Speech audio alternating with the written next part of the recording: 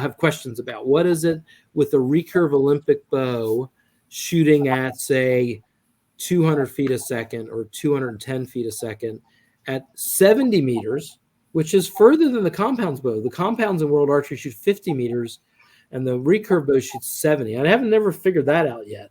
But so they're shooting at 70, and they're definitely getting wind drift and having to aim off and drifting the arrows in. What is it that's interesting to you that you have questions? So the quickest thing before Dave jumps on it would be how to pick an arrow for optimal spine and do some testing on that. I think Tom's got a little bit of background on precise. Yeah, well, that's one of the things that our archerypath.com project specifically does, is helping recurve archers figure out the best arrow, not only for spine but for weight.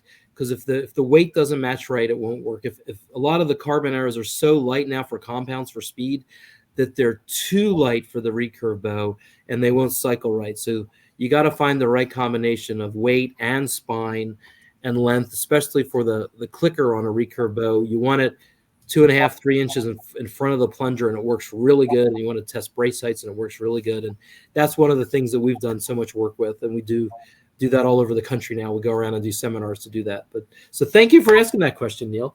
It might have been a leading the witness kind of thing. But thank you.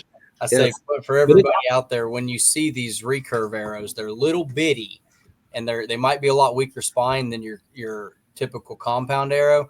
And if you hand me an arrow, the first thing I do is sit there and do not grab those recurve arrows. They've got aluminum in the middle of them. So everybody's like, oh man, what's that? 800 spine, have 800, 700, 600 spine arrows. And you want to sit there and flex around on it, but it's got carbon on the outside, aluminum on the inside. You probably just ruined it. And these are arrows that might be $30, $40 an arrow. I mean, we're looking at what's it? A dozen X10s is $380. $500 a dozen. $500 for shafts. Yep.